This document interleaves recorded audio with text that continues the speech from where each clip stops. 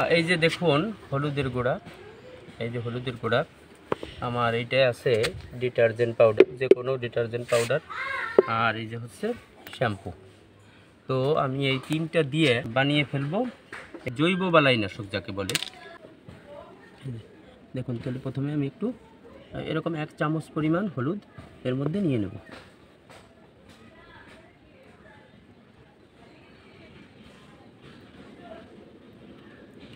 নিয়ে নিলাম।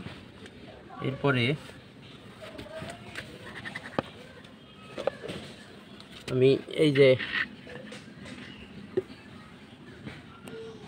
এইটুকু হলে হবে 2 লিটারের বোতলের জন্য। পুরো বোতল ভরা যাবে না, একটু ফাঁকা রাখতে হবে যাতে ঝাঁকি দিয়ে সহজে এটা মিশিয়ে ফেলা যায়। এই যে আর এর সাথে আমি দিয়ে দেব এই যে দেখুন শ্যাম্পু, এই যে শ্যাম্পু, এই শ্যাম্পু একটু দিয়ে দেব।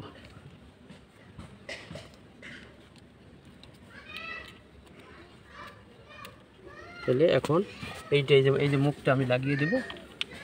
মুখটা লাগিয়ে দেওয়ার পরে এই যে আমার এখানে যে কীটনাশকটা তৈরি হয়ে যাবে, এটা হবে আসলে একটা চমৎকার কীটনাশক। আপনারা জানেন রাসায়নিক কীটনাশক ক্ষতিকর, কিন্তু এই কীটনাশকটি আপনার নিজের তৈরি জৈব কীটনাশক। তাই এটাকে আপনি আপনার সবজি বাগানে নিঃসন্দেহে প্রয়োগ করতে পারেন। এতে করে পিঁপড়া, সাদামাছি পোকা, ফল পাতা ছিদ্রকারী যে পোকাগুলো, এগুলোর আক্রমণ থেকে আপনার বাগান নিঃসন্দেহে রক্ষা পাবে। তো আজ এই পর্যন্ত। ধন্যবাদ সবাইকে।